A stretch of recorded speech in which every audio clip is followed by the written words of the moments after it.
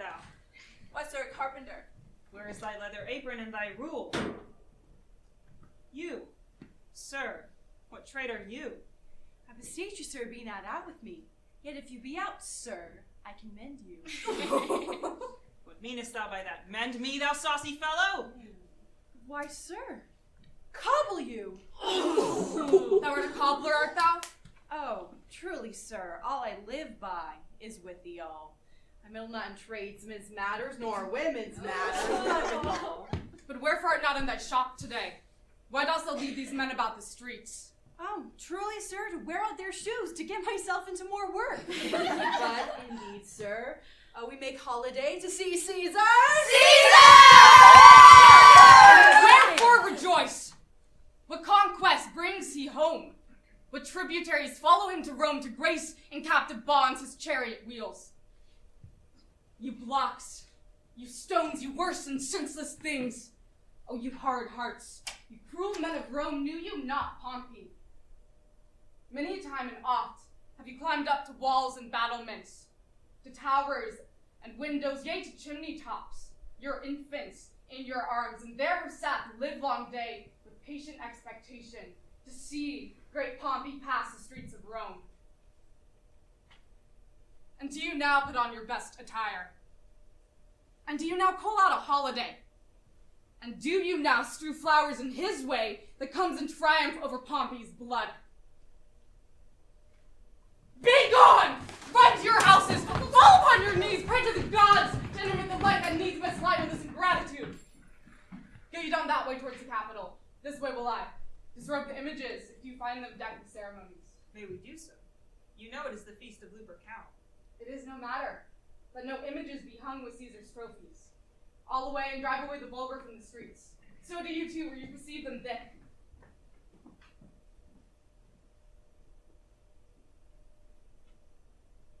These growing feathers plucked from Caesar's wing will make him fly an ordinary pitch.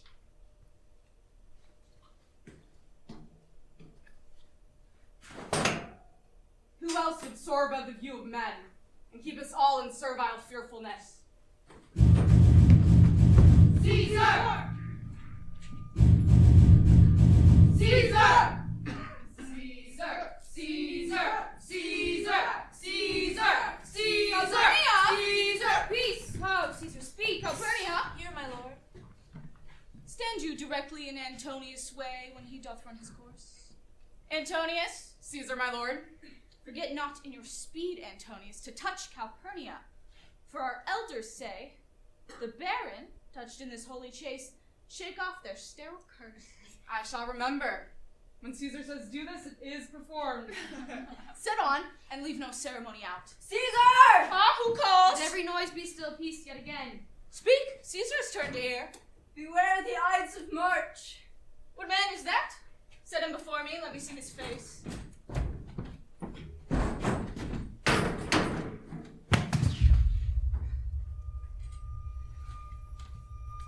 What sayest to me now? Speak once again. Beware the Ides of March.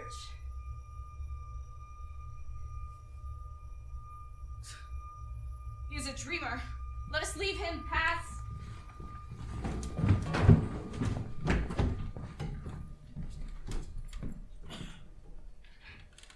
Will you go see the order of the course? Not I.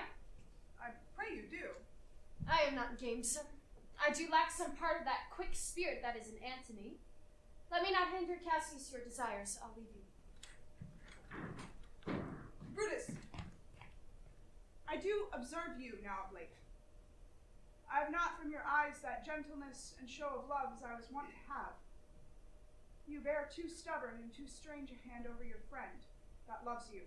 Be not deceived, Cassius. If I have veiled my look, I turn the trouble of my countenance merely upon myself. Vexed I am of late with passions of some difference, conceptions only proper to myself, which give some soil, perhaps, to my behaviors. Well then, Brutus, I much mistook your passion. By means whereof this breast of mine hath buried great thoughts, worthy cogitations. Tell me, good Brutus, can you see your face? No, Cassius, for the eye sees not itself, but by reflection some other things. 'Tis just. And it is very much lamented, Brutus, that you have no such mirrors as will turn your hidden worthiness into your eye, that you might see your shadow. I have heard where many of the best respect in Rome, except immortal Caesar, speaking of Brutus and groaning underneath this age's yoke, have wished that noble Brutus had his eyes. Into what dangers would you lead me, Cassius, that you would have me seek into myself for that which is not in me? Therefore, good Brutus, be prepared to hear. And since you know you cannot see yourself so well as by reflection, I, your glass, will modestly discover unto yourself that of yourself you yet know not of. What means this shouting? I do fear the people choose Caesar for their king. I do fear it. Then must I think you would not have it so. No, I would not, Cassius, yet I love him well. But wherefore do you hold me here for so long? What is it that you would impart to me? If it be aught for the general good, set honor in one eye and death in the other, and I will look on both indifferently. For let the gods so speed me, as I love the name of honor more than I fear death. I know that virtue to be in you, Brutus, as well as I do know your outward favor. Well, honor is the subject of my story. I cannot tell what you and other men think of this life, but for my single self, I had as lief not be, as live to be in awe of such a thing as I myself. I was born free as Caesar, so were you. We have both fed as well. We can both endure the winter's cold as well as he can. For once, upon a raw and gusty day, the troubled Tiber chafing with her shores, Caesar said unto me, Darest thou, Cassius, leap in with me into this angry flood and swim to yonder point? Upon the word, accoutred as I was, I plunged in and bade him follow. So indeed he did. The torrent roared, and we did buffet it with lusty sinews, throwing it aside and stemming it with hearts of controversy. But, ere we could arrive at the point proposed, Caesar cried, Help me, Cassius, or I sink. I, as Aeneas, our great ancestor, did from the flames of Troy the old Anchises bear, so from the troubled Tiber upon my shoulder did I the tired Caesar. And this man is now become a god, and Cassius is a wretched creature, and must bend his body, if Caesar carelessly but nod on him. He had a fever when I was in Spain, and when the fit was on him, I did mark how he did shake. 'Tis true, the god did shake. His coward lips did from their color fly, and that same eye whose bend doth awe the world did lose his luster. I did hear him groan. Aye, and that same tongue that bade the Romans mark him and write his speeches in their books, alas, it cried, Give me some drink, Titinius, as a sick girl. Ye gods, it doth amaze me that a man of such a feeble temper should so get the start of the majestic world and bear the palm alone. Another general shout. I do believe these are for some new honors that are heaped on Caesar. Why, man, he doth bestride the narrow world like a colossus. And we, petty men, must walk about under his huge legs and peep about to find ourselves dishonorable graves. Men at some time are masters of their fate. The fault, dear Brutus, is not in our stars, but in ourselves that we are underlings. Brutus and Caesar, what should be in that Caesar? Why should his name be sounded more than yours? Write them together. Yours is as fair a name. Sound them. It doth become the mouth as well. Weigh them. It's as heavy. Conjure with them. Brutus will start a spirit as soon as Caesar. Now in the names of all the gods at once, upon what meat doth this our Caesar feed that he is grown so great? What you have said I will consider. And what you have to say I will with patience hear, and find a time both meet to hear and answer such high things. Until then, my noble friend, chew upon this. Brutus had rather be a villager than to repute himself a son of Rome under these hard conditions as this time is like to lay upon us. I am glad that my weak words have struck but thus much show of fire from Brutus. The games are ending and Caesar is returning. As they walk by, pluck Casca by the sleeve. I will do so. But look you, Cassius. The angry spot doth glow on Caesar's brow, and all the rest follow like a chidden train. Antonius, Caesar, let me have men about me that are fat, sleek-headed men, and such asleep o' nights. Yon Cassius is a lean and hungry look.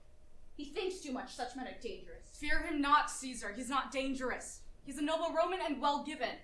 Would he were fatter. But I fear him not. Yet if my name were liable to fear, I do not know the man I should avoid so soon as that spare Cassius. He reads much, he's a great observer, and he looks quite through the deeds of men. He loves no plays as thou dost, Antony. He hears no music. Seldom he smiles, and smiles in such a sort as if he mocked himself and scorned his spirit that could be moved to smile at anything. Such men as he be never at heart's ease whilst they behold a greater than themselves, and therefore are they very dangerous.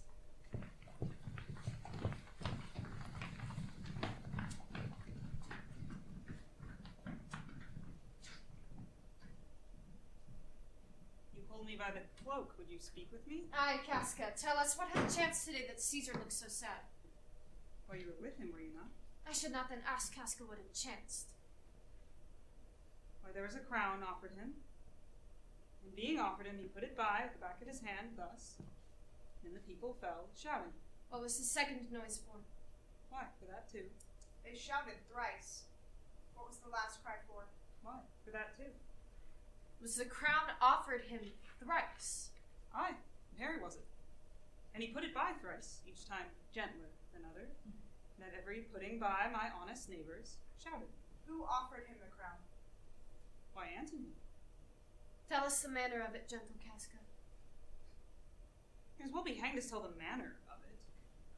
'Twas mere foolery, I did not mark it. I saw Mark Antony offer him the crown. Yet 'twas not a crown either, 'twas one of these coronets. As I told you, he put it by once, but for all that, to my thinking, he would fain have had it. Then he offered it again, and he put it by again, but to my thinking, he was very loath to lay his fingers off it. He offered it the third time, he put it the third time by, and still as he refused it, the rabblemen hooted, and clapped their chapped hands, and threw up their sweaty nightcaps, and uttered such a deal of stinking breath, because Caesar refused the crown, that it nearly choked Caesar. For he swooned it, and fell down. For mine own part, I durst not laugh for fear of opening my mouth and receiving the bad air. But what soft, I pray you? Did Caesar swoon? 'Tis very like he hath the falling sickness. No, Caesar hath it not. But you and I and honest Casca, we have the falling sickness. I know not what you mean by that, but I am sure Caesar fell down. The tag-rag people did not clap him and hiss him, according as he pleased and displeased them, as they used to do the players in the theatre. I am no true man. What said he when he came unto himself? He said, if he had done or said anything amiss, he desired their worships to think it was his infirmity. 3 or 4 wenches where I stood cried, Alas, good soul, and forgave him with all of their hearts. But there's no heed to be taken of them. If Caesar had stabbed their mothers, they would have done no less. And then he came thus sad away. Aye. Did Cicero say anything? Aye, he spoke Greek. Those who understood him smiled at one another and shook their heads, but for mine own part, it was Greek to me. I could tell you more news too. Morellus and Flavius, for pulling scarves off Caesar's images, are put to silence. Fare you well. There is more foolery yet, if I can remember. Will you dine with me tonight, Casca? No, I am promised for. Will you sup with me tomorrow then? Why, if I be alive and your mind hold in your dinner with the eating, Good. I will expect you. do so. Farewell, both. What a blunt fellow is this grown to be. For this time I will leave you. Tomorrow, if you wish to speak with me, I will come home to you. Or if you will, come home to me, and I will wait for you. I will do so. Till then, think of the world.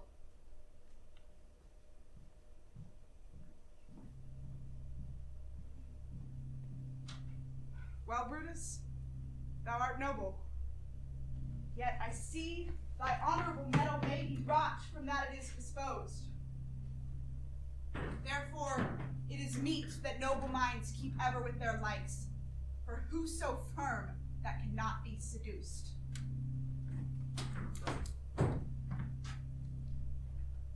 Caesar doth bear me hard, but he loves Brutus. If I were Brutus now and he were Cassius, he should not humor me.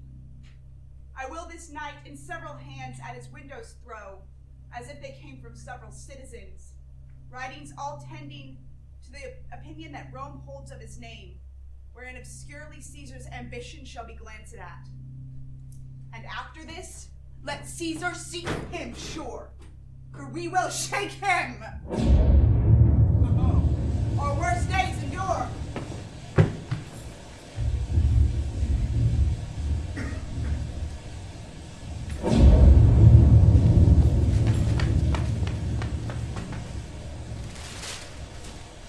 Are you not moved when all the sway of earth shakes like a thing unfirm?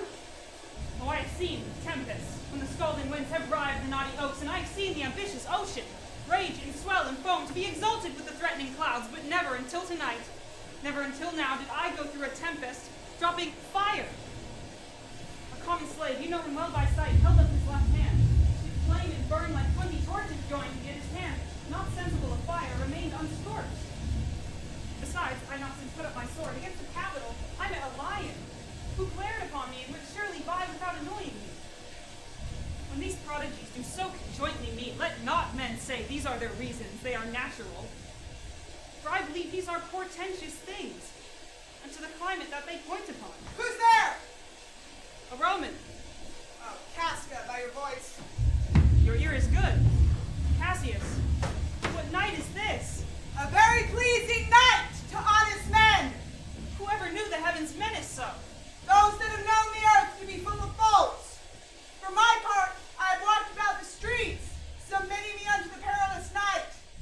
And thus unbraced, Casca, as you see, have bared my bosom to the thunderstone.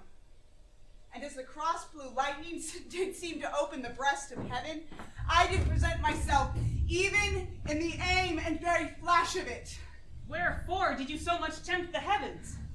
It is the part of men to fear and tremble when the most mighty gods by token send such dreadful heralds to astonish us. You are dull, Casca. And those sparks of life that should be in a Roman you do want, or else you use not. Now could I, Casca, name to thee a man most like this dreadful night, that thunders, lightens, opens graves, and roars as doth the lion in the Capitol. A man no mightier than thyself or me in personal action, yet prodigious grown, and fearful as these strange eruptions are. 'Tis Caesar that you mean, is it not, Cassius? Let it be who it is. For Romans now have thews limbs like their ancestors, but woe the while. Our fathers' minds are dead, and we are governed with our mothers' spirits. Our yoke and sufferance show us womanish. Indeed, they say tomorrow the senators mean to establish Caesar as a king. And he shall wear his crown by sea and land in every place, save here in Italy. I know where I will wear this dagger then. Cassius from bondage will deliver Cassius. That part of tyranny I do bear, I can shake off at pleasure. So can I.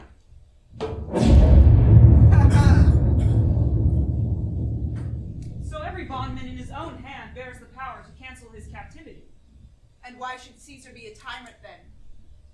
Poor man, I know he were no lion, but he sees Romans are but sheep. He were not a wolf, were not Romans hinds. You speak to Casca. And to such a man that is no fleering telltale. Hold my hand. Be factious for redress of all these griefs, and I will set this foot of mine as far as who goes farthest. There's a bargain made. But know you, Casca, I have already moved several of the noblest minded Romans to undergo with me an enterprise of honorable, dangerous consequence. Come, Casca, you and I will yet ere day see Brutus at his house.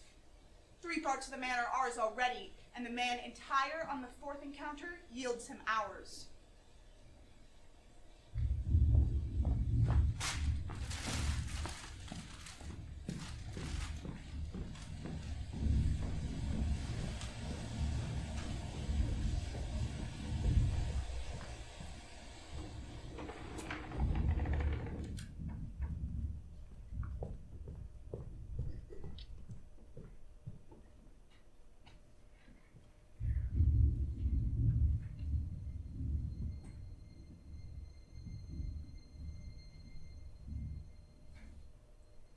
Lucius? Cannot, by the promise of the stars, could guess how near today. Lucius, I say!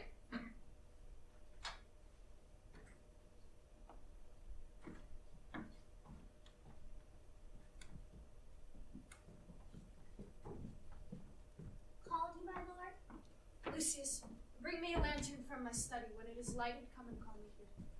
I will, my lord.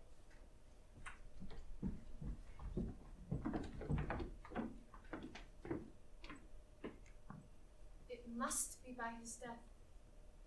And for mine own part, I know no personal cause to spurn at him but for the general. He would be crowned. How that might change his nature, there's the question. It is the bright day that brings forth the adder and that craves wary walking. Crown him. That and then we put the sting in him, that at his will he may do danger with. The abuse of greatness is when it disjoins remorse from power. And to speak truth of Caesar, I have not known when his affections have swayed more than his reason.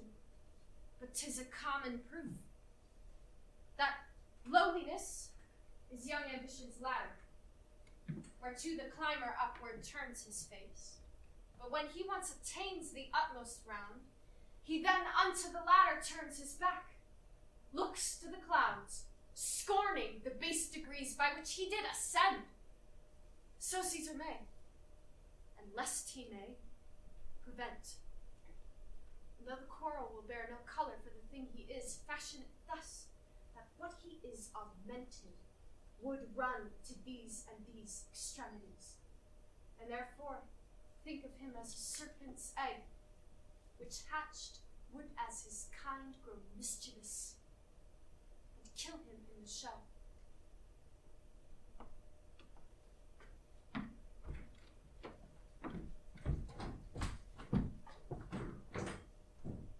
Searching by your open window for a lamp, I found this paper, thus sealed up, and I am sure it did not lie there when I went to bed. Get you to bed again, it is not day. Is not tomorrow, boy, the Ides of March? I know not, sir. I know the march has wasted 14 days. 'Tis good. Go to the door. Philia, somebody knocks.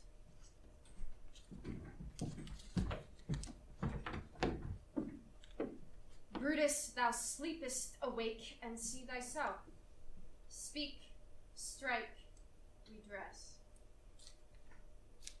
Brutus, thou sleepest awake. Since Cassius first did wet me against Caesar, I have not slept. Between the acting of a dreadful thing and the first motion, all the interim is like a phantasma or a hideous dream.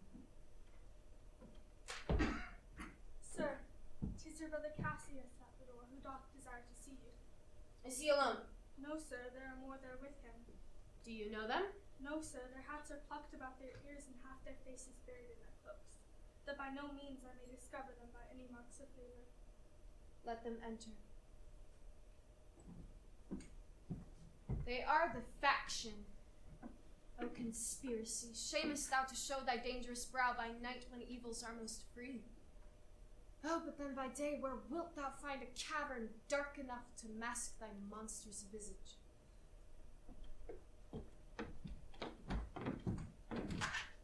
I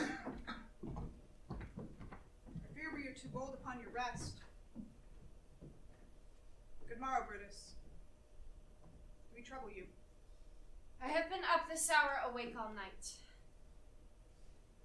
Know I these men that come with you? Yes, every man of them. Not a man here but honors you. This is Trebonius. He is welcome hither. Here, Decius Brutus. He is welcome too. This, Casca. They are all welcome. What watchful cares do interpose themselves betwixt your eyes and night? Shall I entreat a word?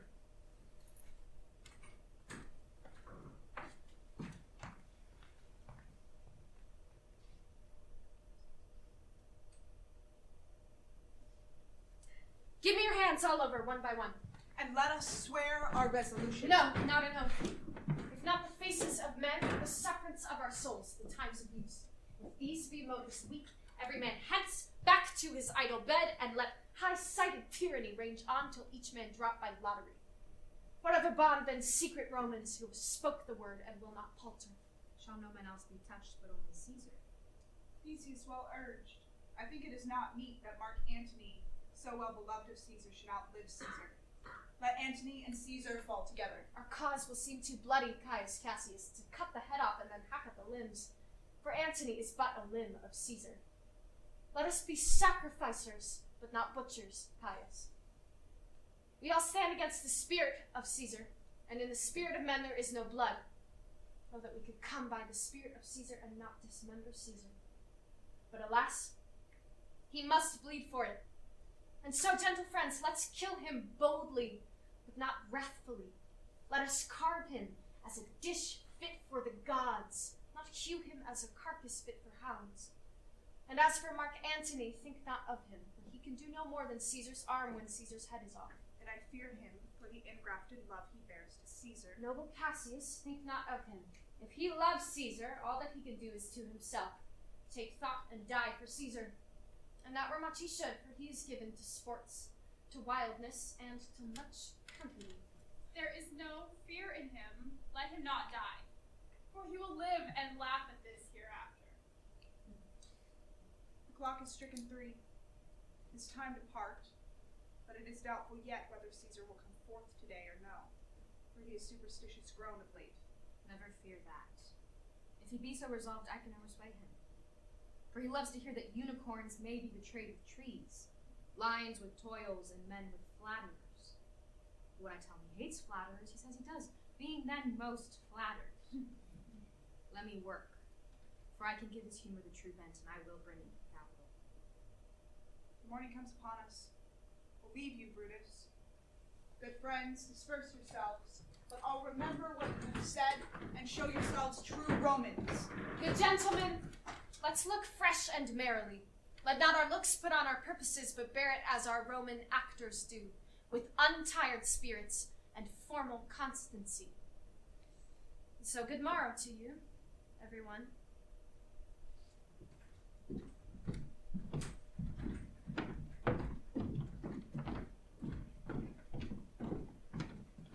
Philia! Lucius! What, fast asleep? It is no matter. Enjoy the honey-heavy dew of slumber. Thou hast no figures nor fantasies which busy care draws in the brains of men. Therefore thou sleepst so sound.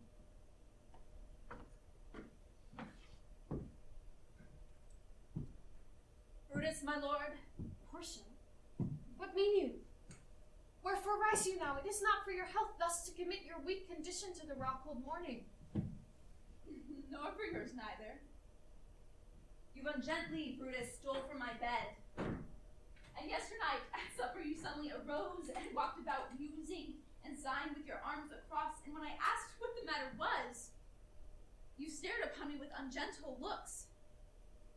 I urged you further, then you scratched your head and too impatiently stomped with your foot. Yet I insisted, yet you answered not, and with an angry wafture of your hand gave sign for me to leave you.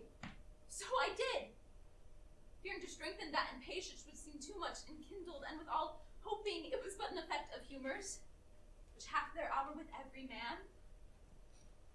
It will not let you eat, nor talk, nor sleep, and could it work so much upon your shape as it hath much prevailed on your condition, I should not know you, Brutus.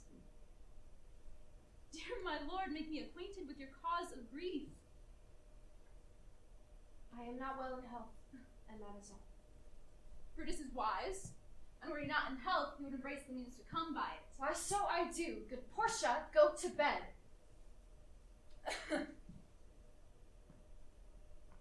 Is Brutus sick?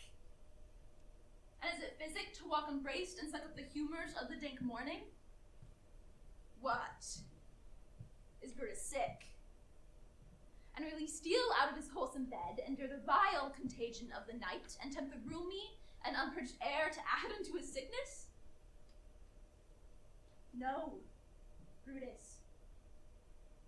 You have some sick offense within your mind, which, by the right and virtue of my place, I ought to know of. And upon my knees, I charm you, by my once commended beauty, by all your vows of love, and that great vow which did incorporate and make us one, that you unfold to me, yourself, your half, why you are heavy. And what men tonight have had to resort to you, who did hide their faces even from darkness. Kneel not, gentle Portia. I should not need if you were gentle Brutus. Within a bond of marriage, tell me, Brutus, is it accepted that I should know no secrets that appertain to you? Am I yourself, but as it were, in sort or limitation, to keep with you at meals, comfort your bed, and talk to you sometimes? Dwell I but in the suburbs of your good pleasure? Could be no more, Portia is Brutus' harlot, not his wife. You are my true and honorable wife, as dear to me as the ruddy drops that do visit my sad heart. If this were true, I should know the secret. I grant I am a woman, but with all a woman Lord Brutus took to wife. I grant I am a woman, but with all a woman well reputed, Cato's daughter. Think you I am no stronger than my sex, being so fathered and so husbanded? Tell me your counsels, I will not disclose them. I have made strong proof of my constancy, giving myself this voluntary wound here in the thigh. Can I bear this with patience, but not my husband's secrets? Oh, ye gods. Render me worthy of this noble wife. Hark, somebody knocks. Portia, go in a while.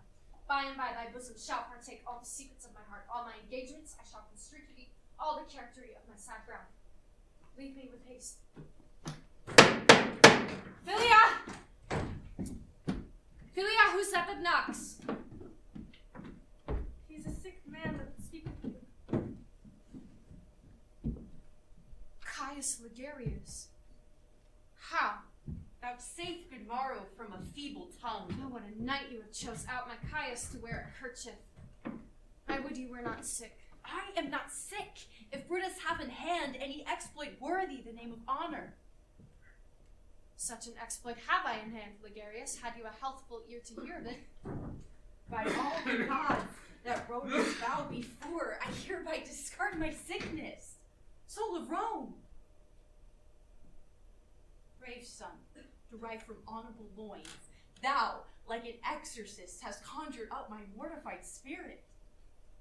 Now, bid me run, and I will strive with things impossible, yea, get the better of them. What's to do? A piece of work that will make sick men whole. But are not some whole that we must make sick? Aye, that we must also. What it is, my Caius, I will construe to thee as we are going to whom it must be done. Set on foot, and with a heart new fired I follow you. To do I know not what, but it sufficeth that Brutus lead me on. Follow me then.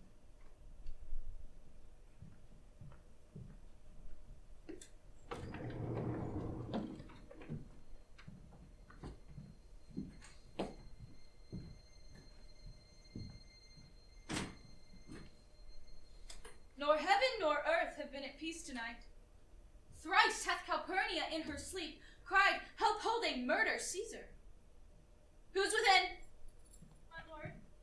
Go bid the priests do present sacrifice and bring me their opinions of success. I will, my lord. What mean you, Caesar?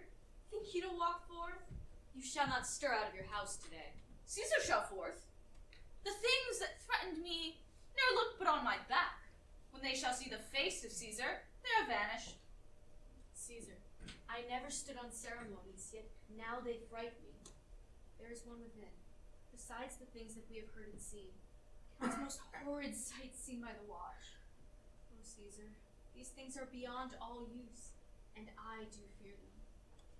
What can be avoided, whose end is purposed by the mighty gods? Cowards die many times before their deaths. The valiant never taste of death but once. Of all the wonders that I yet have heard, it seems to me most strange that men should fear, seeing that death a necessary end will come when it will come. What say the augurs? They would not have you stir forth today. Plucking the entrails of an offering forth, they could not find a heart within the beast. The gods do this in shame of cowardice. Caesar should be a beast without a heart if he should stay at home today for fear. No, Caesar shall go. Alas, my lord, your wisdom is consumed in confidence. Do not go forth today. Say that it is my fear that keeps you in the house and not your own. We will send Mark Antony to the Senate house, and he shall say that you are not well. Mark Antony shall say I'm not well, and for thy humor I will stay at home today.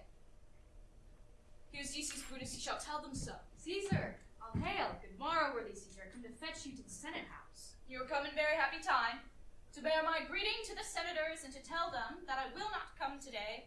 Cannot is false, and that I dare not falter. I will not come today, tell them so, Decius. Say that he is sick. Shall Caesar send a lie? Decius, tell them Caesar will not come today. Most mighty Caesar, let me know some cause, lest I be laughed at when I tell them so. The cause is in my will. I will not come, that is enough to satisfy the Senate. But, for your private satisfaction, because I love you, I will let you know.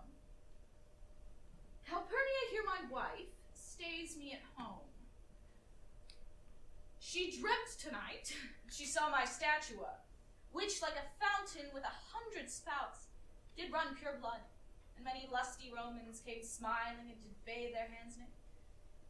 And these does she apply for warning and portends and evils imminent, and on her knee hath begged that I stay at home today. This dream, it's all misinterpreted.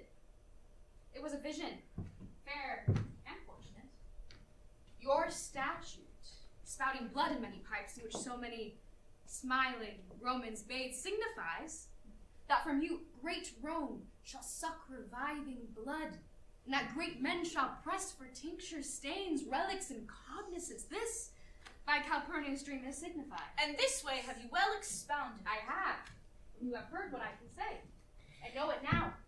The Senate have concluded to give this day a crown to mighty Caesar. If you shall send them word he will not come, their minds may change. Besides, it were a mock act to be rendered to say, break up the Senate till another day when Caesar's wife should meet with better dreams. If Caesar should hide himself, should they not whisper, lo, Caesar is afraid?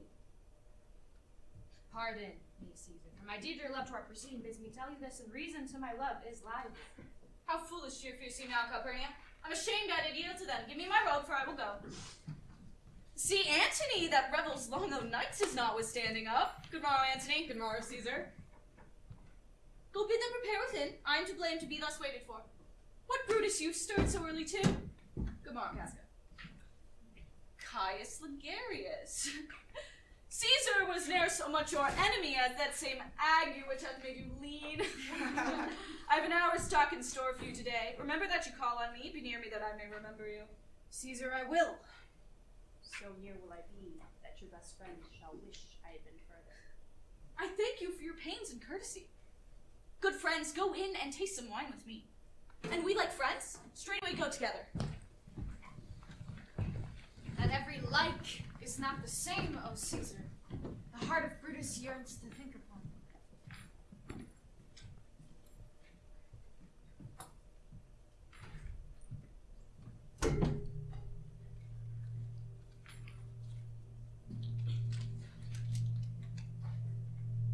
Caesar, beware of Brutus. Take heed of Cassius. Come not near Casca. keep an eye to Cinna. Decius Brutus loves thee not. Thou hast wronged Caius Ligarius. There is but one mind in all these men, and it is bent against Caesar. If thou beest not immortal, look about you. If security gives way to conspiracy, the mighty gods defend thee. Thy lover, Artemidorus. Here will I stand till Caesar pass along, and as a suitor will I give him this. My heart laments that virtue cannot live out of the teeth of emulation. If thou readst this, O Caesar, thou mayst live. If not, the fates with traitors do contrive.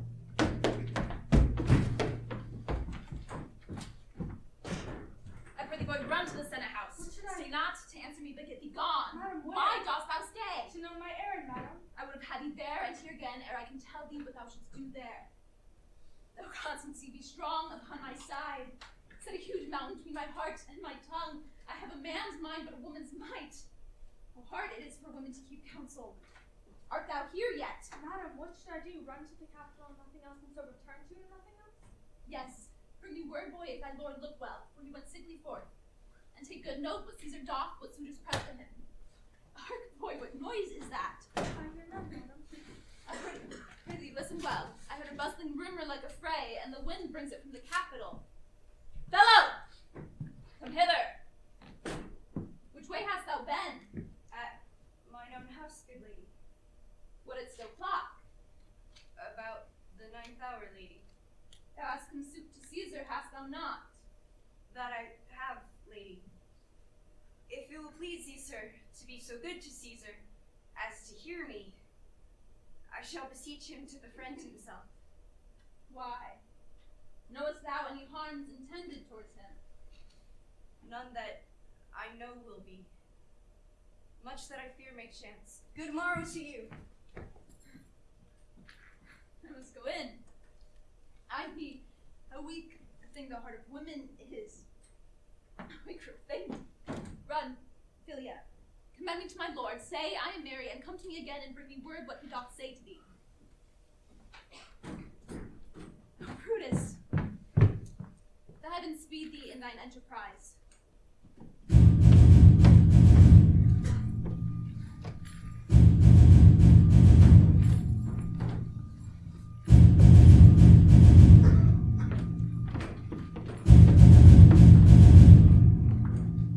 Caesar! The Ides of March are come. I, Caesar, but not gone. Hail, Caesar. Read this schedule. Ligarius doth desire you to read at your best leisure this, my humble Oh, servant. Caesar, read mine first, for mine's a suit that touches Caesar nearer. Read it, great Caesar. What touches us ourselves shall be last, sir. Delay not, Caesar, read it instantly! What is the fellow mad? See rock in place. Look you, Brutus. Trebonius knows his time. He draws Mark Antony out of the way. Most high, most mighty, most puissant Caesar, Caius Ligarius throws before thy seat and humble heart. I must prevent thee, Ligarius. Thy brother by decree is banished. If thou dost bend and pray and fawn for him, I spur thee like a cur out of my way. No, Caesar doth not wrong, nor without cause will he be satisfied. Is there no voice more worthy than my own to sound more sweetly in great Caesar's ear for the repealing of my banished brother? I kiss thy hand, but not in flattery, Caesar, desiring thee that Ligarius' brother might have an immediate freedom of repeal. What, Brutus? Pardon, Caesar. Caesar, pardon. As low as to thy foot doth Cassius fall. I could be well moved, if I were as you. If I could pray to move, prayers would move me. But I am constant as the northern star, of whose true fix and rusting quality there is no fellow in a firmament. Let me show it a little even in this. That I was constant. Ligarius, his brother, should be banished, and constant do remain to keep him so. O Caesar, Hence wilt thou lift up Olympus. most mighty Caesar. Doth Odysseus bootless kneel? Speak, hands, for me.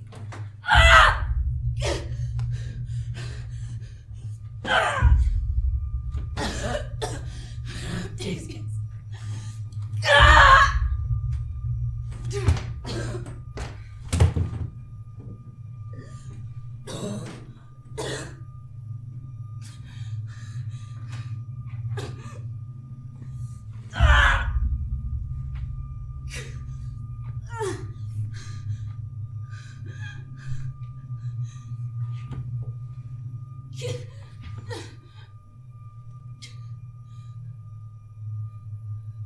It's Jupiter.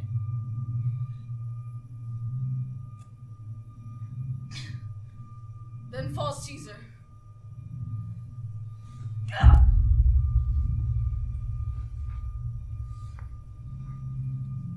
Peace! Liberty! Tyranny is dead! Peace! Liberty! Tyranny is dead! No man of right to speak, but we the doers. Where's Antony? Fled to his house amazed. Men, wives, children.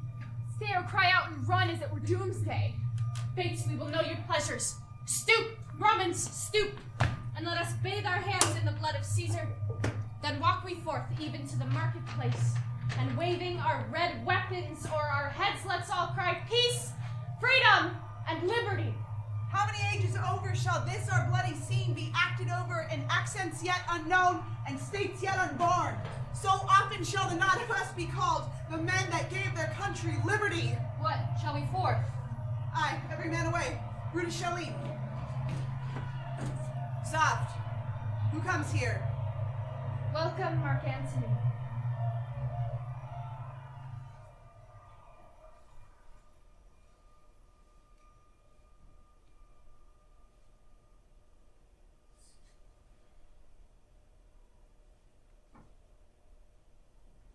O mighty Caesar, dost thou lie so low? Or all thy conquests, glories, triumphs, spoils shrunk to this little measure? Fare thee well.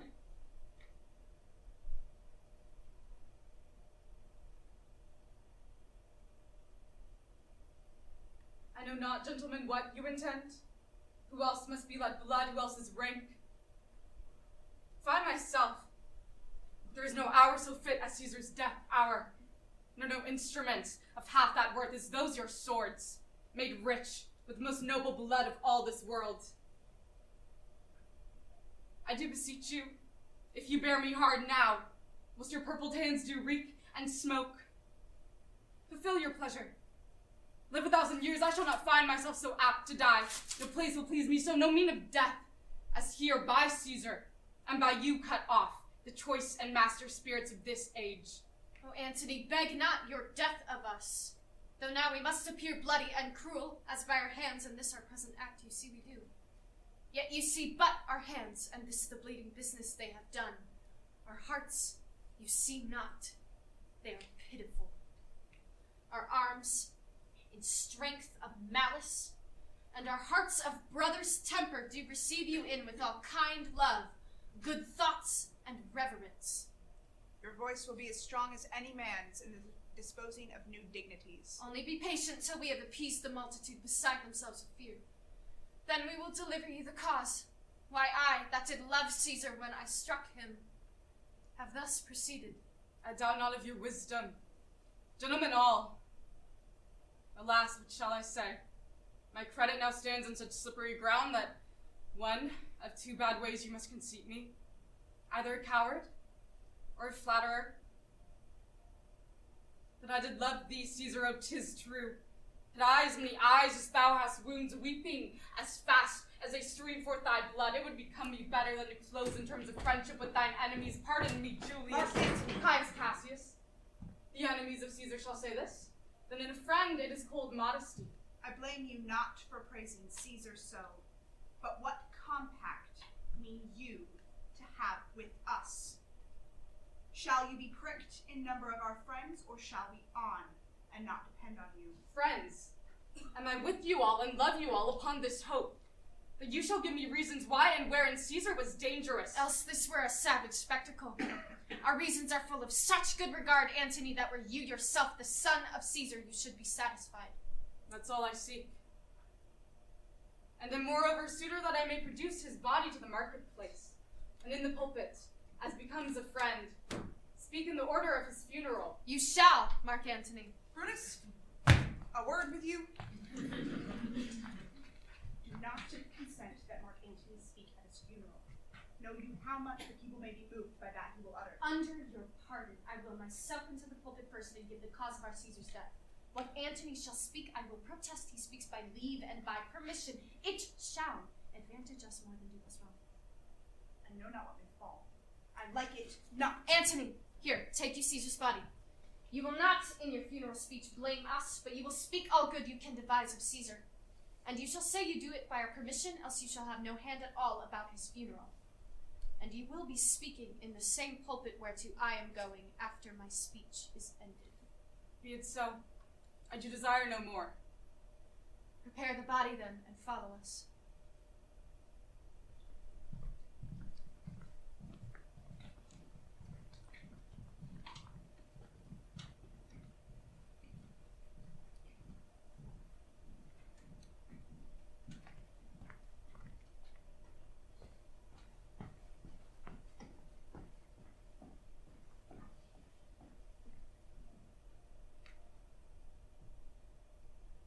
Oh, pardon me, thou bleeding piece of earth, that I am meek and gentle with these butchers. Thou art the ruins of the noblest man that ever lived in the tide of times. Woe to the hand that shed this costly blood! Over thy wounds, now do I prophesy, which like dumb mouths do ope their ruby lips to beg the voice and utterance of my tongue. A curse shall light upon the limbs of men. Domestic fury and fierce civil strife shall cumber all the parts of Italy. Blood and destruction shall be so in use, and dreadful objects so familiar that mothers shall but smile when they behold their infants courted with the hands of war, all pity choked with custom of fell deeds. And Caesar's spirit, ranging for revenge with Ate by his side, come hot from hell, shall in these confines, with a monarch's voice, cry havoc! And let slip the dogs of war, that this foul deed shall smell above the earth, with carrion men groaning for burial. You serve Octavius Caesar, do you not? I do, Marcus. Is thy master coming? He lies tonight within 7 leagues of Rome. Post back with speed and tell him what hath chanced. Here is a mourning Rome, a dangerous Rome, no Rome of safety for Octavius yet. Hie hence and tell him so. Yet stay a while. Thou shalt not back till we borne this corpse into the marketplace. Lend me your hand.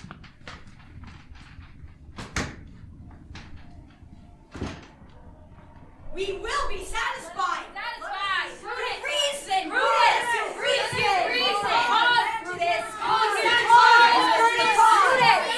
Let us hear it, We will be satisfied. Give us reason. Let us Brutus, give us reason. Romans! Patience.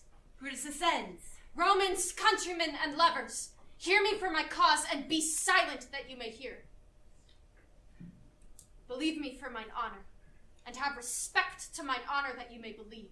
Censure me in your wisdom, and awake your senses that you may the better judge. If there be any in this assembly, any dear friend of Caesar's, to him I say that Brutus' love to Caesar was no less than his. If then that friend were to demand why Brutus rose against Caesar, this is my answer. Not that I loved Caesar less, but that I loved Rome more. Had you rather Caesar were living to die all slaves, or that Caesar were dead to live all freemen? As Caesar loved me, I weep for him. As he was fortunate, I rejoice in it. As he was valiant, I honor him. But as he was ambitious, I slew him. There is tears for his love, joy for his fortune, honor for his valor. and death for his ambition. Who here is so base that would be a bondman? If any, speak, for him I have offended. Who here is so rude that would not be a Roman? If any, speak, for him I have offended.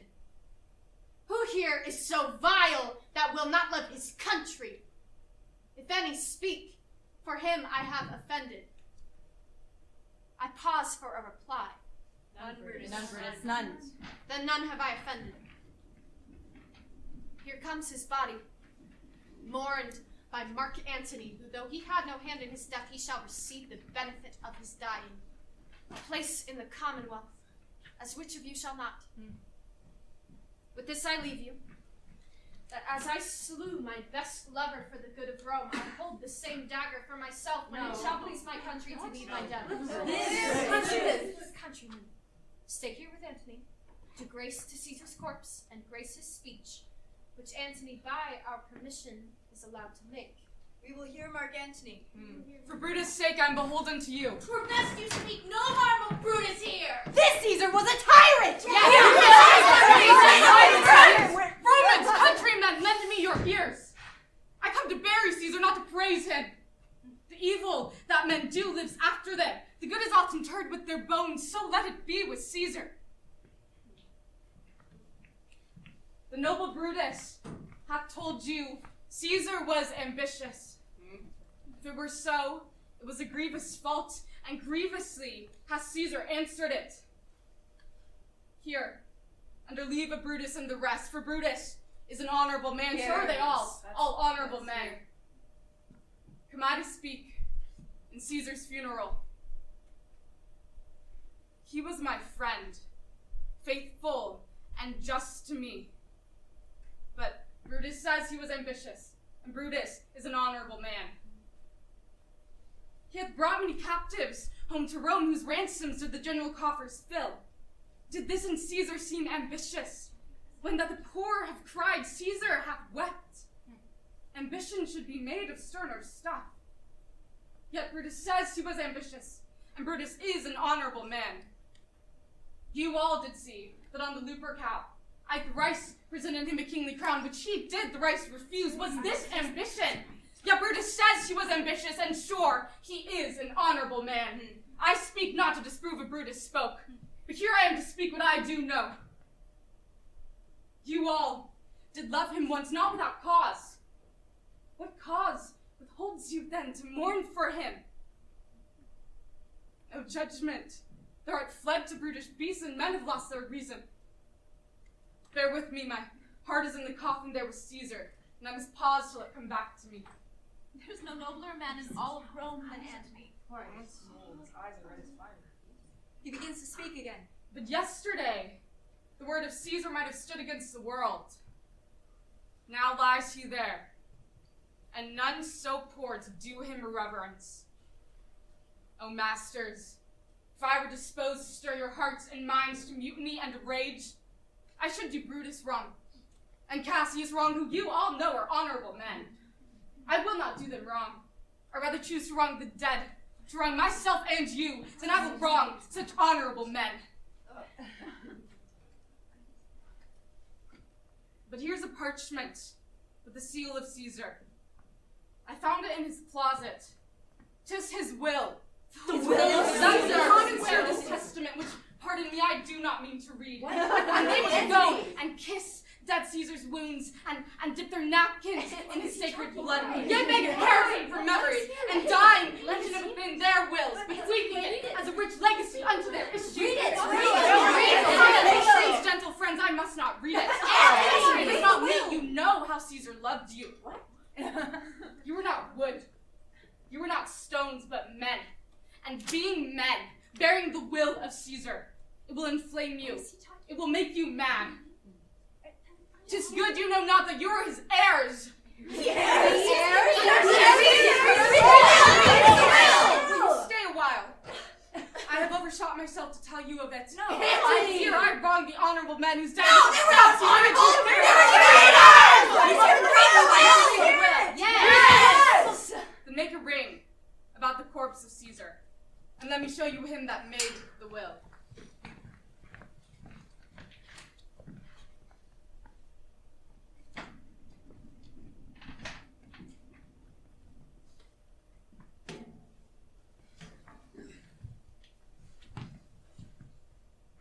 you have tears, prepare to shed them now. You all do know this mantle. I remember the first time ever Caesar put it on. It was on a summer's evening in his tent. That day he overcame the Nervii.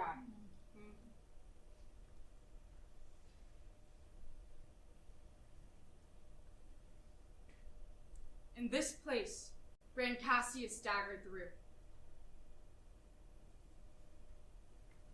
See what a rent the envious Casca made. Through this, the well-beloved Brutus stabbed, and as he plucked his cursed steel away, mark how the blood of Caesar followed it, as rushing out of the doors to be resolved if Brutus so unkindly knocked or no. For Brutus, as you know, was Caesar's angel. Judge, oh you gods, how dearly Caesar loved him. This was the most unkindest cut of all. For when Caesar saw him stab, ingratitude, more strong than traitor's arms, quite vanquished him, then burst his mighty heart, and in his mantle, muffling up his face, even at the base of Pompey's statue, which all the while ran blood, great Caesar fell. Oh, what a fall was there, my countrymen! Then I, and you, and all of us fell down, was bloody treason flourished over us. Oh, now you weep, and I perceive you feel that dint of pity. These are gracious drops. Kind souls, what weep you when you but behold our Caesar's vesture wounded?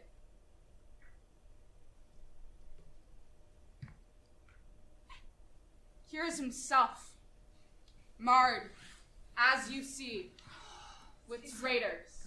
These spectacles. Murderers! Murderers! Traitors! Must be Let me not stir you up to such a sudden flood of mutiny. They that have done this deed are honorable. No, they are traitors! Griefs they have, alas, I know not that made them do it. They are wise and honorable, and must now, with reasons, answer you. I come not, friends, to steal away your hearts. I am no orator, as Brutus is. But as you know me all, a plain-blunt man that loved my friend, and that they know full well that gave me public leave to speak of him. I tell you that which you yourselves do know. Show you, sweet Caesar's wounds, poor dumb mouths, and bid them speak for me. Were I Brutus, and Brutus Antony, there were an Antony would ruffle up your spirits and put a tongue in every wound of Caesar that should move the stones of Rome to rise and mutiny. Mutiny! Yet hear me, countrymen, yet hear me speak. Why, friends, you go to do you know not what. Wherein has Caesar thus deserved your loves? Alas, you know not. I must tell you then. You forgot the will I told you of. The will! Caesar! Hear it! To every Roman citizen he gives, to every several man, 75 drachmas. 75? Hear me with patience. Moreover, he hath left you all his walks, his private arbors and new planted orchards on this side Tiber. He hath left them to you and to your heirs forever.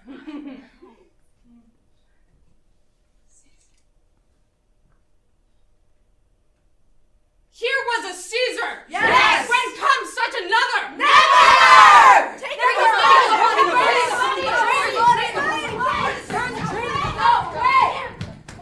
Now let it work.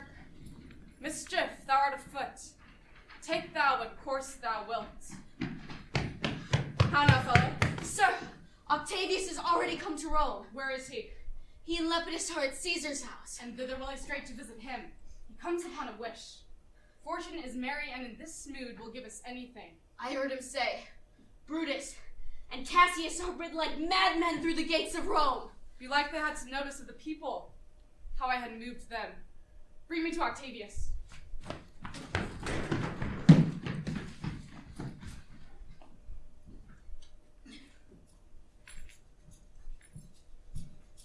dreamt tonight. I did feast with Caesar.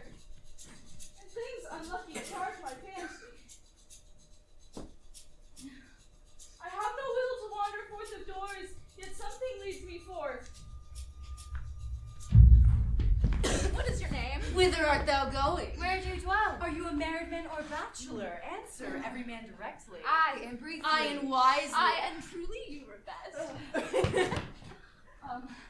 What is my name? Whither I am going? Where do I dwell? Am I a married man or a bachelor? To answer every man directly and briefly, wisely and truly. Wisely I say I am a bachelor. Bachelor! That's as much as to say there are fools who marry will bear me a pang for that. I fear proceed.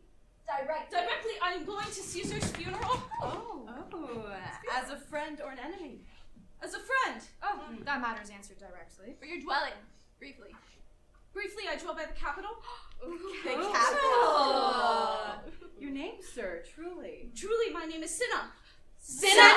Cinna the traitor? He's inferior! Tear to pieces! No, I'm Cinna the poet! I am Cinna the poet! Tear it for his bad person! Tear it for his bad person! Cinna the inferior!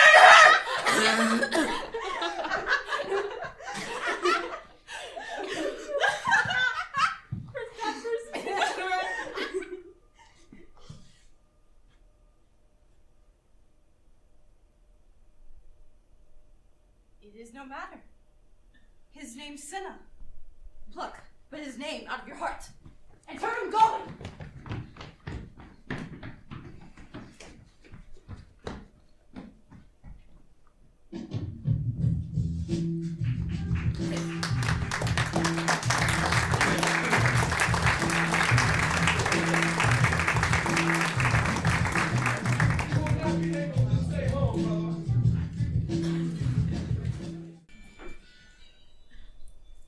These many then shall die.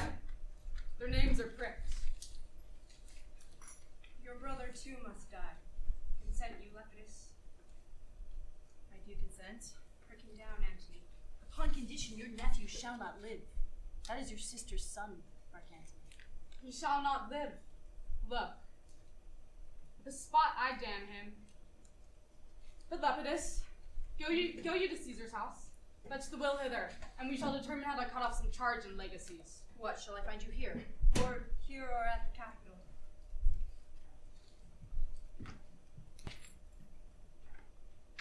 This is a slight, unmarriageable man meet to be sent on errands.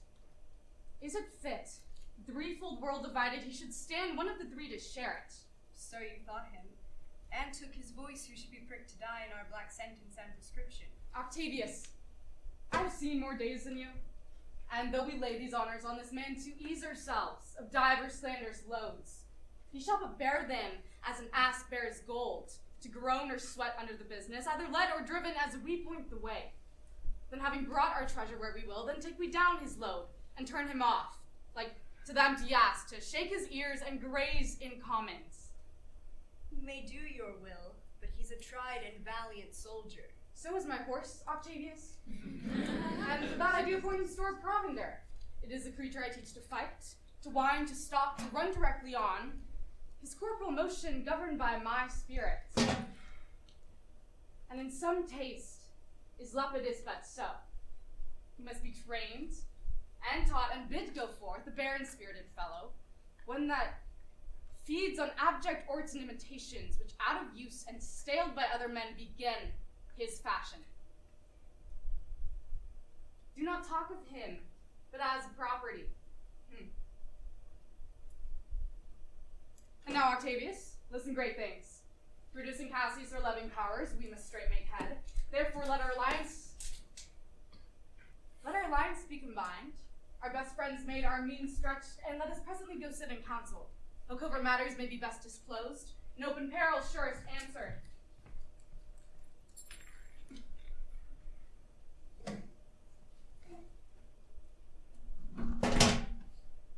Let us do so. For we are at the stake, and bade about with many enemies. And some that smile have in their hearts, I fear, millions of mischiefs.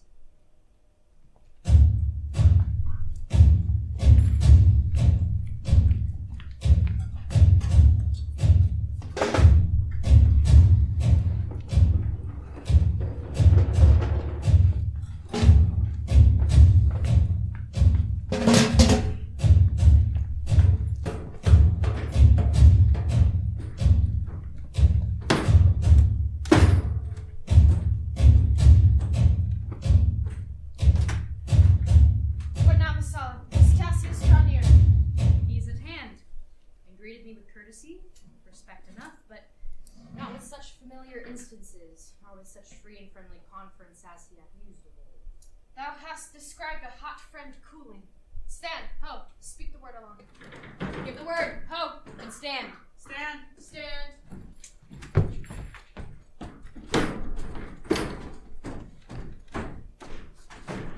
That you have wronged me doth appear in this.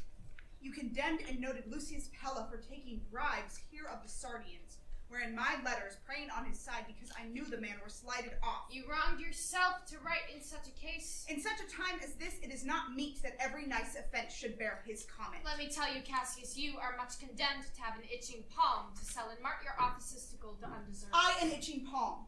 You know you are Brutus that speaks this, or by the gods, this speech were else your last. The name of Cassius honors this corruption, and chastisement doth therefore mind his head. Chastisement! Remember March! The Ides of March remember. Did not great Julius bleed for justice' sake? What villain did touch his body that did stab, but not for justice?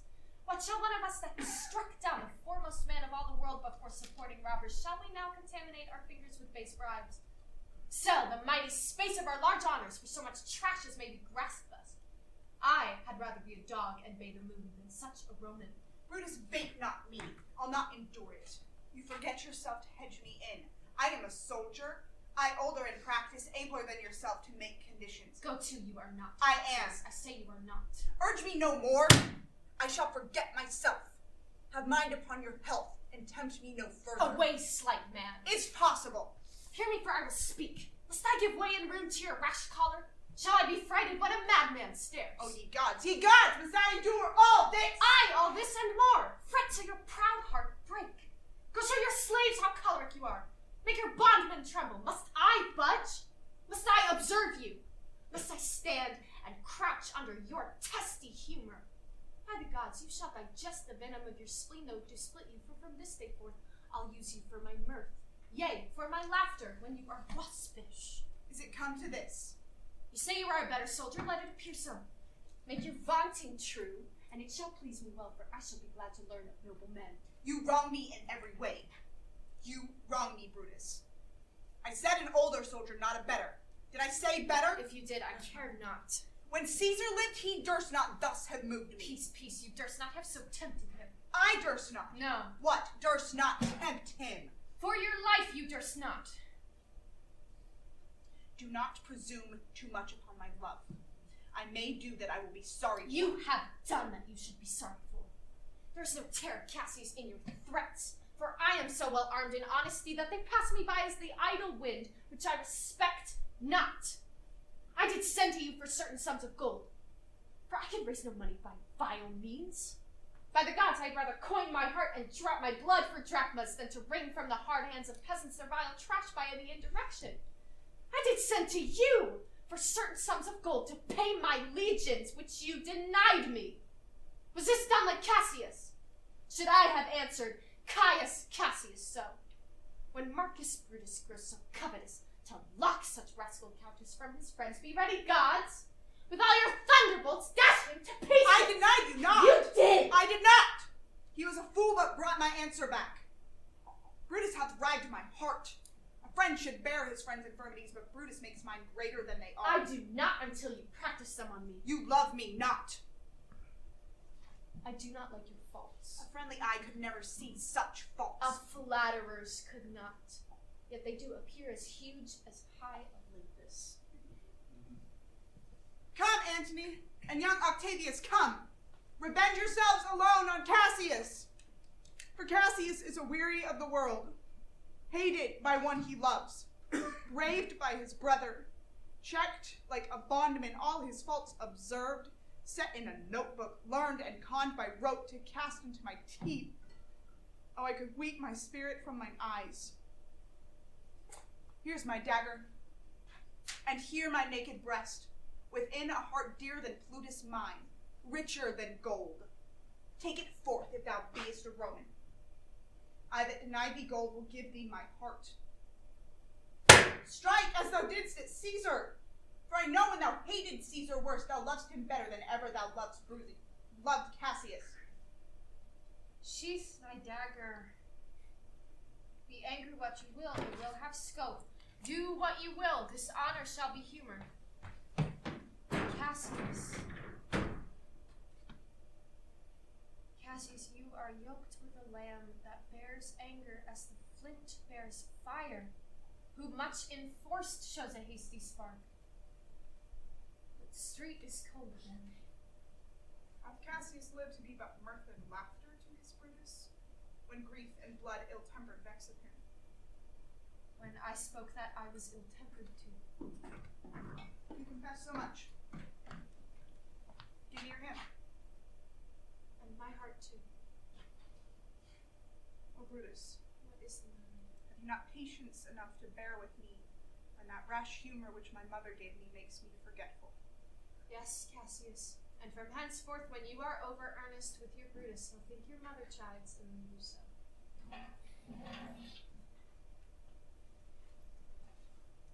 You did not think you could have been so angry. Oh, Cassius, I am sick with many griefs.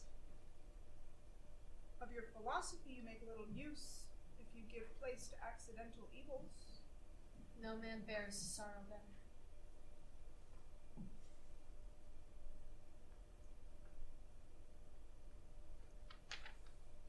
Portia is dead. Huh?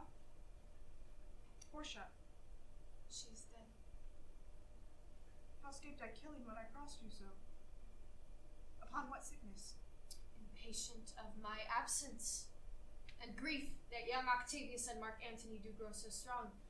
For with her death those tidings came. With it she grew distract, and her attendants absent, she swallowed fire. And died thus? Even so. Oh, ye mortal gods.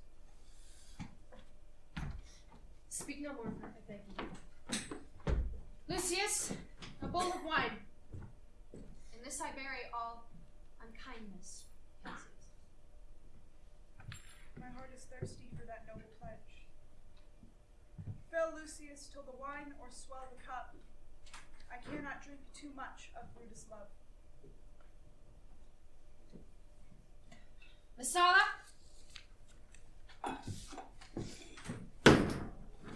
Welcome, good Titinius. Come, sit me close about this paper here and call in question our necessities. Portia, we're gone. Speak no more, I pray you. Messala, I have here received letters that young Octavius and Mark Antony do come down upon us with a mighty power, bending their expedition toward Philippi. Myself have letters of the self-same tenor. My brother Cassius, what think you of marching to Philippi presently? I do not think it good. Your reason? Is this. It's better that the enemies seek us.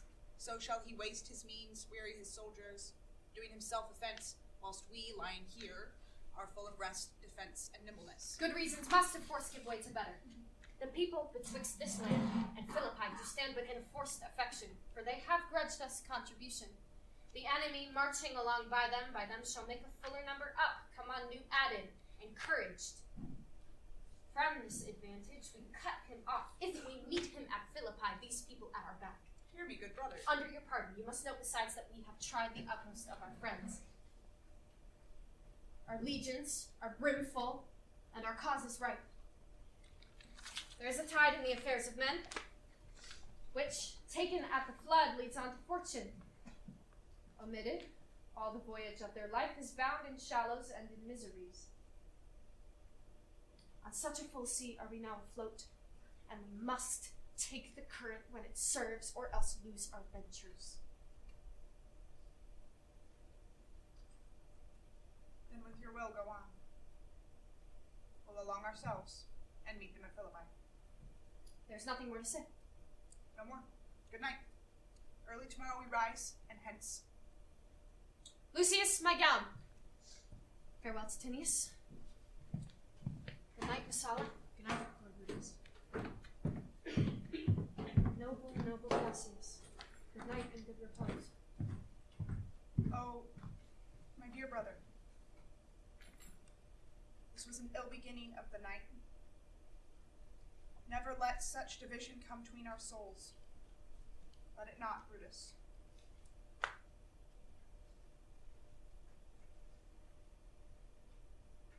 Everything is well. Good night, my lord. Good night, Cassius.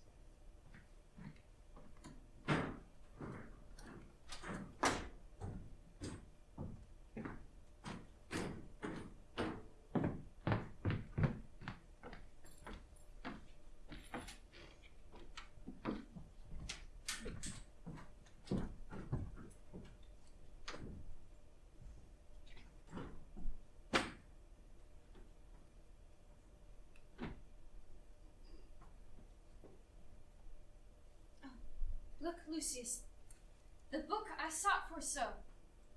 I left it in the pocket of my gown. I was sure your lordship did not give it to me. Forgive me, boy. I am much forgetful.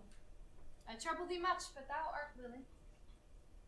Gentle knaves, good night.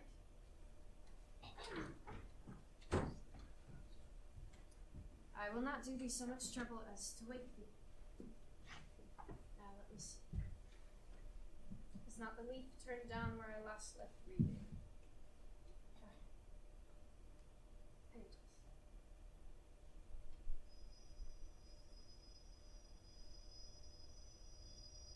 How ill this taper burns. Ha! Who comes here? Art thou some god? Some angel or some devil that makes my blood run cold and my hair to stare? Speak to me what thou art! Thy evil spirit, Brutus, Why comest thou? to tell thee thou shalt see me at Philippi. Why then I shall see thee again. Aye, at Philippi. Why then I shall see thee at Philippi. Oh, I have taken heart that thou hast vanished. Philia! Lucius, awake! My lord? Why did thou cry out so, Lucius, in your sleep?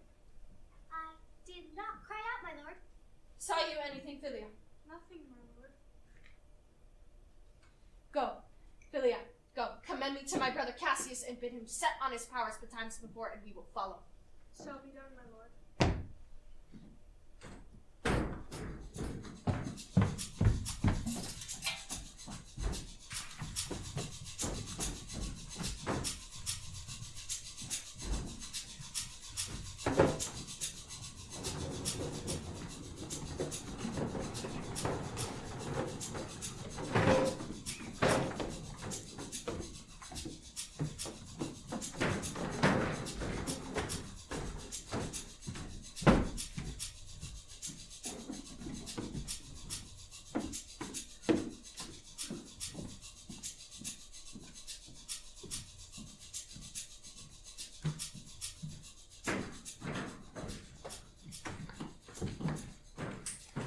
Now, Antony, our hopes are answered. You said that the enemy would not come down, but keep the hills and upper regions. Proves not so. Their battles are at hand. They mean to warn us at Philippi here, answering before we do demand them. Tat, I am in their bosoms and I know wherefore they do it. They could be condemned to visit other places and come down with fearful bravery, thinking by this face to fasten in our thoughts that they have courage.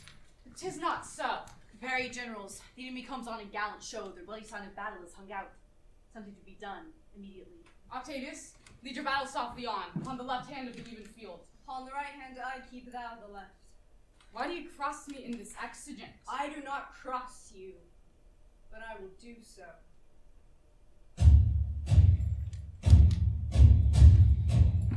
Words before blows, is it so, countrymen? Not that we love words better, as you do. Good words are better than bad strokes, Octavius. In your bad strokes, Brutus, you give good words. Witness the hole you made in Caesar's heart, crying, "Long live, hail Caesar!" Antony, the posture of your blows are yet unknown. But as for your words, they rob the Hybla bees and leave them honeyless. Not stingless, too. Oh yes, and soundless too, for you have stolen their buzzing, Antony, and very wisely threat before you sting. Villains!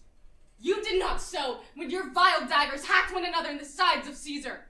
You showed your teeth like apes, and fawned like hounds, and bowed like bondmen, kissing Caesar's feet. Was damned cast you like a cur from behind, struck Caesar on the neck. Oh, you flatterers! Flatterers! Now, Brutus, think yourself. This tongue might not so have offended today if Cassius might have had more. Come! Come. The cause. If arguing makes us sweat, the proof of it will turn to redder drops. Look. I draw a sword against conspirators. When think you that the sword goes up again? Never, till Caesar's 330 wounds be well avenged, or till another Caesar have added slaughter to the sword of traitors. O Caesar, thou canst not die by traitors' hands unless thou bringest them with thee. So I hope. I was not born to die on Brutus' sword. If thou wert the noblest of thy strain, young man, thou couldst not die more honorable. A peevish schoolboy, worthless of such honor, joined with a masker and a reveler. Old Cassius still. Come, Antony, away. Defiance, traitors, hurl we this in your teeth if you dare fight today. Come to the field. If not, when you have stomachs.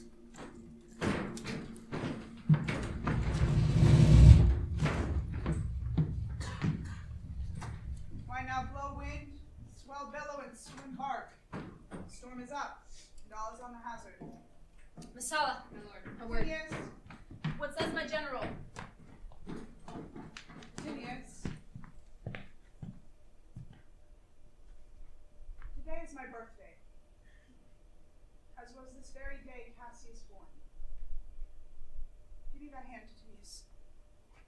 Be thou my witness that against my will, as Pompey was, am I compelled to set upon one battle all our liberties. You know I held Epicurus strong in his opinion. Now do I change my mind and partly credit things that do presage. Coming from Sardis, on our former ensign, 2 mighty eagles fell, and there they perched, gorging and feeding from our soldiers' hands, who to Philippi here did follow us. This morning are they fled away and gone, and in their stead do ravens, crows, and kites fly o'er our heads and look down on us though we were sickly prey. Their shadow seems a canopy most fatal, under which our army lies ready to give up the ghost. Believe not so. But believe it partly, for I am fresh of spirit and resolved to meet all perils very constantly. Even so, Messala. Now, Brutus, the gods today stand friendly, that we may, lovers in peace, bring on our days to age. But let's reason with the worst that may befall us. If we do lose this battle, then is this the very last time we will speak together? What are you then determined to do? Are you contented to be led through the streets of Rome in triumph? No, Cassius, no. Think not, thou noble Roman, that Brutus will ever go bound to Rome. He bears too great a mind. But this same day must end the work the Ides of March began, and whether we shall meet again I know not. Therefore, this everlasting farewell take. Forever and forever farewell, Cassius. If we shall meet again, why we shall smile. If not, then this parting was well made. Forever and forever farewell, Brutus. If we meet again, why we'll smile indeed. If not, 'tis true this parting was well made. Why, lead on then. Oh, that a man might know the end of this day's business ere to come. Yet it sufficeth that the day will end, and then the end is known. Come! Ho! Away.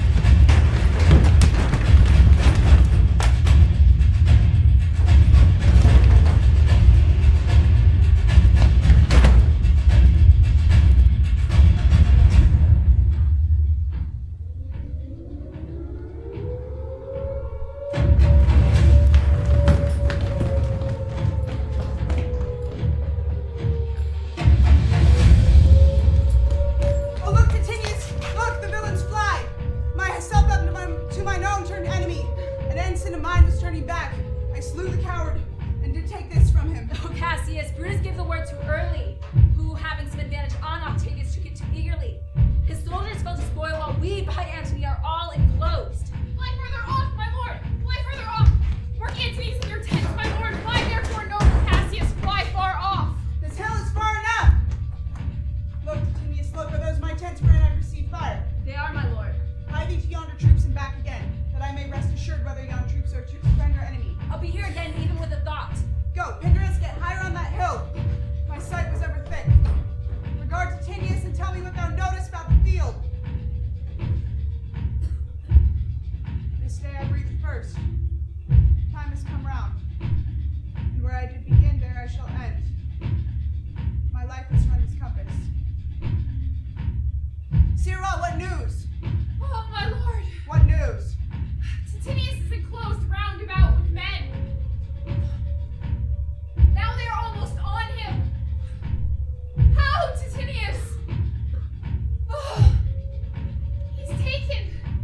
And hark, they shout for joy. Come down. Behold no more.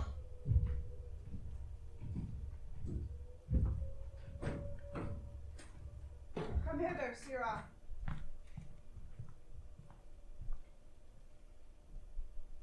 In Parthia did I take thee prisoner, and then I swore thee, saving of thy life, that whatsoever I did bid thee do, thou shouldst attempt it. Come, keep thine oath, now be a freeman, and with this good sword that ran through Caesar's bowels, search thou this bosom. Stand not to answer, take thou the hilts, and when my face is covered, as 'tis now, guide thou the sword.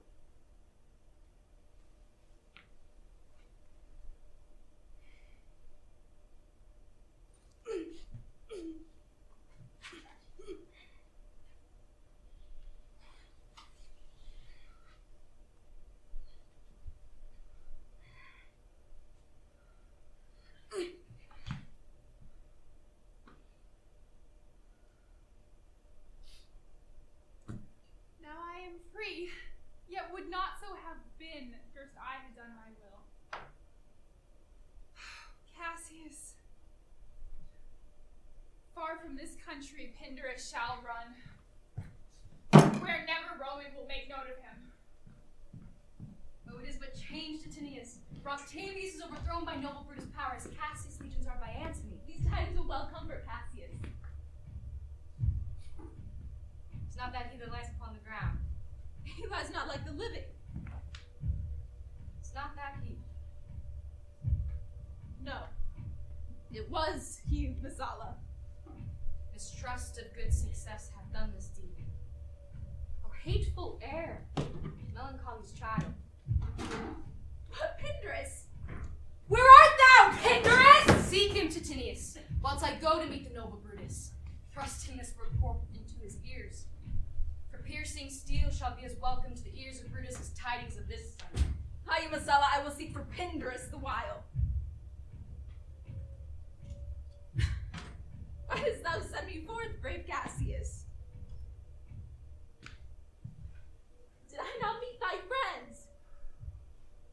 Did thou not hear their shouts? Alas, thou hast misconstrued everything. By your leave, gods, this is a Roman's part. Come, Cassius' sword, and find Titinius' heart. Where Messala doth his body lie? Lo, yonder. Oh, Julius Caesar, thou art mighty yet. Thy spirit walks abroad and turns our swords in on our improper entrails. Last of the Romans, fare thee well. It is impossible that Rome should ever breed thy fellow.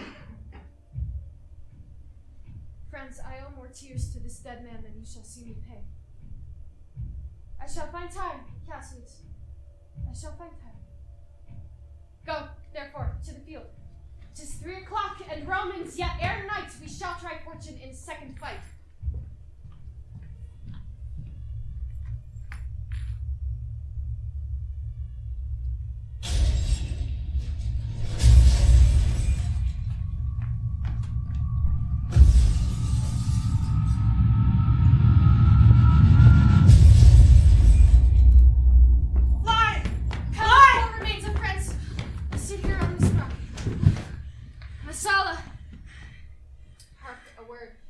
Says my lord.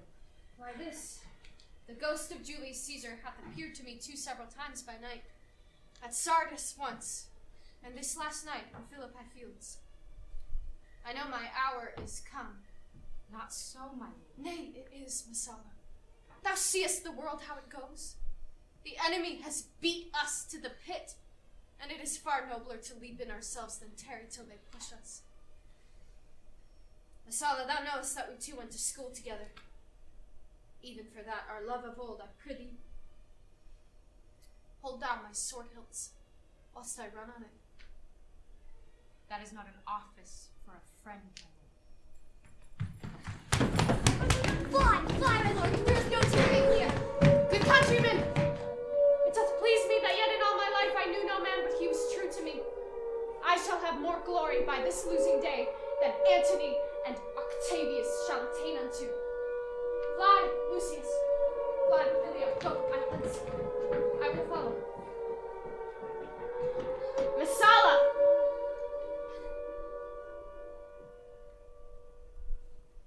Thou art a man of good respect, Messala. Wilt thou?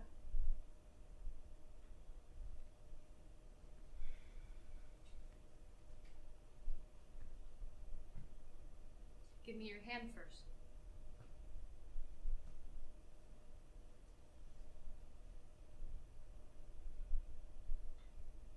Fare you well, my lord. Farewell, Messala.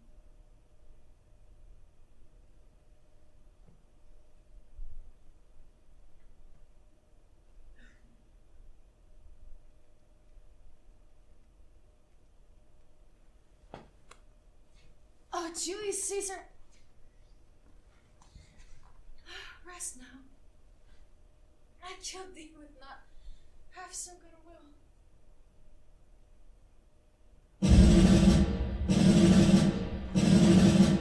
What man is that?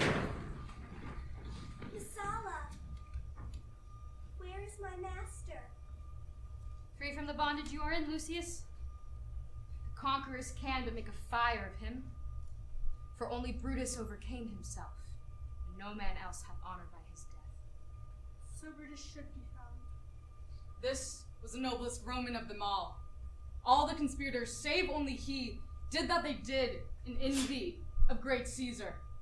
He only, in a general honest thought and common good to all, made one of them. His life was gentle, and the elements so mixed in him that nature might stand up and say to all the world, this was a man. According to his virtue, let us use him. Full respect and rites of burial. Within my tent his bones tonight shall lie, most like a soldier, ordered honorably. So call the field to rest and let's away, to part the glories of this happy day.